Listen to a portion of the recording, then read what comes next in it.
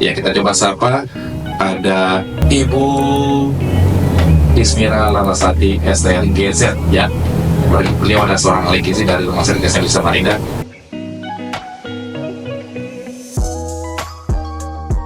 Iya, empasi itu sama seperti namanya ya Mas ya. Empasi makanan pendamping ASI, berbeda dengan pengganti ASI.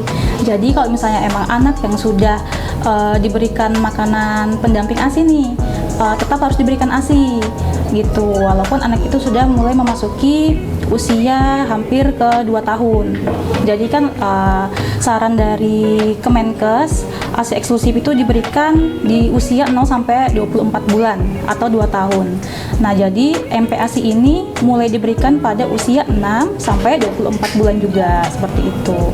Nah, kenapa penting? Karena pada usia 6 bulan ke atas, anak itu kan sudah mulai belajar merangkak, mulai belajar duduk, berdiri, bahkan berlari ya Mas ya. Jadi anak itu butuh dukungan nutrisi lain selain ASI, karena ASI saja sudah tidak mencukupi lagi untuk kebutuhan nutrisinya, seperti itu.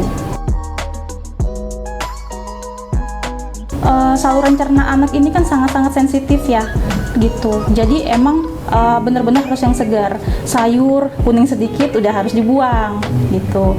Seperti ikan yang hampir busuk aja udah tidak boleh, apalagi yang busuk. Itu kan kita bisa lihat dari matanya, mata ikan, dari insang ikan yang sudah tidak segar lagi, seperti itu.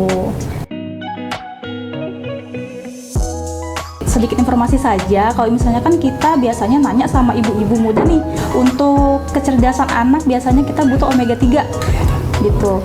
Nah, omega 3 tuh kita biasanya dapat di mana? Di ikan salmon biasanya ibu-ibu. Tapi tentu saja tidak seperti itu. Ternyata pangan lokal kita banyak sekali yang tinggi omega 3, contohnya aja ikan kembung. Bahkan dari 100 gram ikan kembung aja itu dia mengandung 5,1 mg. Sedangkan ikan salmon sendiri itu untuk 100 gramnya atau 1 onnya itu mengandung 2,1. Wah, lebih tinggi berarti. Lebih tinggi 2 kali lipatnya malahan. Seperti itu. Jadi tidak perlu kita cari yang mahal, tidak perlu susah-susah cari gitu. Daging ayam, daging sapi, hati, seperti itu. Nah, ada juga protein nabati. Protein nabati itu contohnya kayak tempe, tahu, kacang-kacangan. Nah, kedua komponen ini sangat berperan penting juga untuk si kecil. Salah satu dampak dari stunting itu adalah kecerdasan otak si kecil yang kurang gitu. Jadi penting sekali nih si protein hewani dan nabati untuk si kecil. Kemudian lemak ini sebagai zat penambah berat badan si kecil, bisa juga untuk fungsi otaknya si kecil gitu. Jadi untuk menambahkan lemak si kecil tuh bukan hanya untuk menambahkan berat badan, tapi untuk kecerdasan juga. Kemudian lanjut ke vitamin dan mineral. Di sini ada sayur, ada buah. Semua sayur itu dan semua buah itu baik buat si kecil. Tergantung kita bagaimana cara pemilihannya. Yang tadi yang harus segar, kemudian dia bervariasi seperti itu. Misalnya hari ini wortel, besok buncis, besoknya lagi brokoli. Jangan serta-merta kita cuma taunya wortel terus tiap hari gitu. Harus bervariasi. Itu dia ada 4 tahap. Yang pertama pada saat umur 6 bulan. Umur 6 bulan itu kan dia peralihan antara ASI ke MPASI. Jadi di saat anak itu masih ASI, jadi kita harus mulai belajar dari makanan yang cair dulu nih, yang cair. Jadi kita harus memberikan tekstur cair, jus alpukat. Iya, cair agak kental sedikit. Nanti perlahan-lahan bisa ditingkatkan ke konsistensi yang lebih padat lagi gitu. Kemudian masuk ke tahap kedua, yaitu ke umur 7 sampai 8 bulan.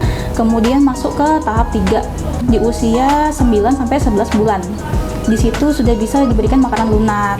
Contohnya bubur tim, bubur nasi sudah bisa. Kemudian lauknya harusnya tentu saja harus dicincang dulu ya, tidak langsung Padat gitu ya? Padat, lauk satu ayam, satu potong ayam itu tidak. Jadi cincang dulu kecil untuk memperkenalkan lagi kenaikan tekstur itu. Di umur 6 sampai 24 bulan ini juga penambahan bumbu-bumbu apa ya, penyedap rasa, terus garam, gula itu sebenarnya nggak terlalu penting gitu, karena dari Kemenkes sendiri itu saran dari Kemenkes maksimal untuk penambahan garam pada MPASI itu 0,1 gram. Di bahan makanan yang kita pakai juga itu sudah mengandung natrium gitu. Walaupun sedikit emang sudah mengandung natrium. Contohnya ikan, ayam itu sudah ada natriumnya sendiri. Sekarang sudah banyak pasien anak yang cuci darah karena gagal ginjal, sindrom nefrotik seperti itu. Nah itu karena pola makan yang kurang, karena penambahan cita rasa yang sebenarnya belum penting tidak juga. semestinya ya. Iya betul. Terus kemudian kalau misalnya anak itu sudah mulai usia sekolah, dia akan belanja tuh jajan tuh di sekolah Iya, tuh. iya. Nah biasanya minuman kemasan yang biasanya memicu penyakit gagal ginjal tersebut. Ada 2 cara ya. Yang pertama itu biasanya kita pakai minyak atau pakai santan. Biasanya kalau misalnya kita pakai minyak, kita biasanya harus memanfaatkan rempah-rempah Indonesia juga nih. Pakai bawang merah, bawang putih, daun salam, boleh ditumis pakai minyak. Tentunya minyaknya nggak boleh dipakai berkali-kali ya, gitu. Kemudian ditumis pakai minyak. Bisa dengan menggunakan, misalnya kita mau pakai hari ini mau pakai ikan. Nah ikan ini kita suwir-suwir atau kita potong kecil, kita potong cincang dadu, kita masukkan. Sekiranya ikan itu udah oke, udah mateng nih, kita bisa masukkan air 200 ml biasanya. Kemudian ditambahkan nasi, bisa kentang bisa. Ketika nasi atau kentang itu sudah bagus, sudah oke, bisa ditambahkan wortel atau bunci sayur-sayuran lah. Intinya sayuran itu harus ditambahkan terakhir, karena sayuran itu kan dia mengandung vitamin dan mineral. Jadi vitamin dan mineral itu sebenarnya rentan banget terhadap suhu yang panas gitu. Jadi kalau misalnya kita mau masak sayur itu ya emang harus maksimal 3 menit aja gitu. Kemudian dengan cara yang kedua, misalnya kita mau pakai santan. Ya biasanya kita rebus air dulu, kemudian ditambahkan karbohidrat 3 sendok makan, 4 sendok makan nasi atau kentang. Kemudian kita bubuhkan lagi protein hewani, protein nabati yang sudah kita olah sebelumnya, bisa dikukus, terus kemudian kita suwir-suwir, bisa ditaruh di situ. Kemudian kita tambahkan santan, kita aduk-aduk, kemudian ditambahkan yang terakhir sayur-sayuran tadi gitu. Kemudian tunggu dingin dan kita bagi untuk makan pagi, makan sore seperti itu. Dan jangan lupa juga tambahkan buah. Nah, di sini buah itu biasanya diberikan dalam sehari itu 1-2 kali gitu.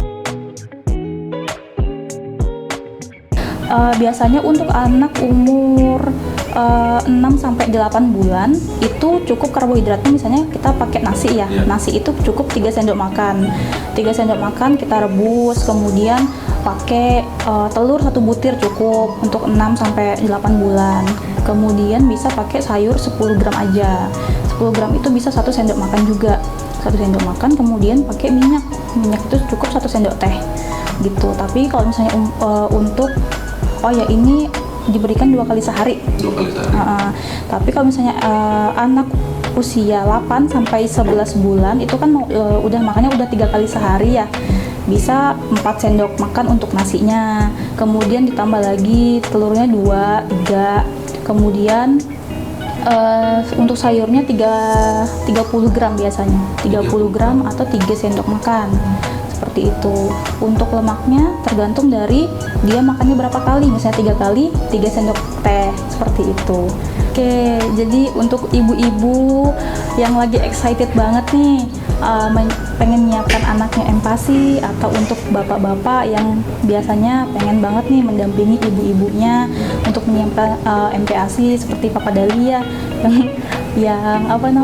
yang rutin banget tuh. Iya, dia nyiapkan MPASI buat anaknya.